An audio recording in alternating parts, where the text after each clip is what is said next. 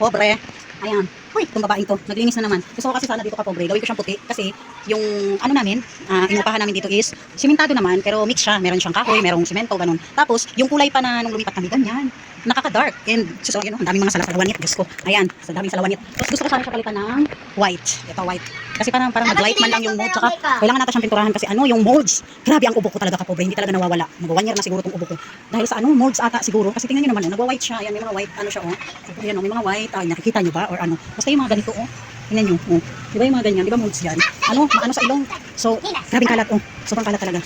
Kaya kailangan namin maglinis. Sana naman, bago dumating ang Pasko, maganda naman ang ambience ng bahay na to.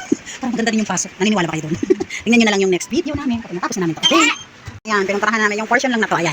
Kasi baka maliit lang kasi yung ano namin. Oh, pintura. In-order ko lang yan online. Oh, Gothi. Baka naman. Bet, tingnan nga natin kung maganda ba talaga. Oh, ayan. Pachi-pachi. Nag-take over ng aking husband. Kay pachi-pachi daw yung gawa ko. Oh, ang ganda kaya ng gawa ko. Ayan, sana maganda yung kalalabasan. Pag maganda yung kalalabasan, guys, bibili. Pag may pera, bibili ulit. Pag kwarta na naman ng inyong pobre, o diba? Hinay-hinay lang. Kay, para bago magpasko ba, nindot ang balay. Maganda sana yung maliwalas ba. Dark kasi yung dating kulay, oh, diba? Kesa dito sa white. Kaya, sabi ko para maging alive naman. Kasi kahoy lang kasi ito siya eh. Kahoy lang yan, oh. So, ano siya? Mix. Kahoy, tapos siminto, ganun. Wala na tayo magagawa kahit nangungupahan lang tayo. Diba? So, tingnan nyo na lang later ang outcome nito, guys. Guys, mga kapobre, ayan na po siya, oh. Ayan. Oh, hindi pa tapos. Ito lang talaga. Bali, isang ano lang talaga siya. Isang area lang. Ang natapos. Ayan, yan part lang na yan, oh, diba? Konti lang. Bali, ano ba? 1,000 ml ba yun? Ang aking binili. Ganun lang siya. Kalapad. Ayan, oh, medyo light pa nga, oh. Hindi talaga siya as in na-cover. Pero okay na. Next naman yung dyan banda, oh. Tapos dun. Putik. Tapos yan. Ito kasi kahoy. Kwarto. Tapos dun. So, ayan mga kapobre. Kaya, linis na ang enjoy nyo. O, ayan. Linis ka tayo ng ibang bahay. Sa atin na ba?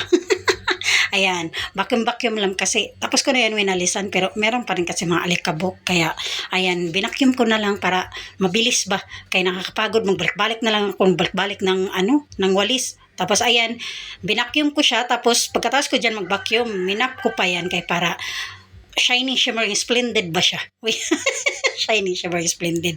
Hindi, para malinis talaga siya guys ba? Kasi nga may bata kami, di ba? So meron akong apo na makulit. Kaya ayan, talagang binacuum ko na lang siya dyan para malinis. Ayan mga kapobre, ayan, okay na siya. Dyan ko na lang nilagay, di ba? Isang portion lang yung natapos. Pero it's okay, di ba? Kahit pa paano. Oh, diba? At least hindi na siya compared sa dito, medyo malabo talaga siya, medyo malungkot ang kulay kaysa dun. Kaya go for puti. Diba? So ayun lang. Bye-bye.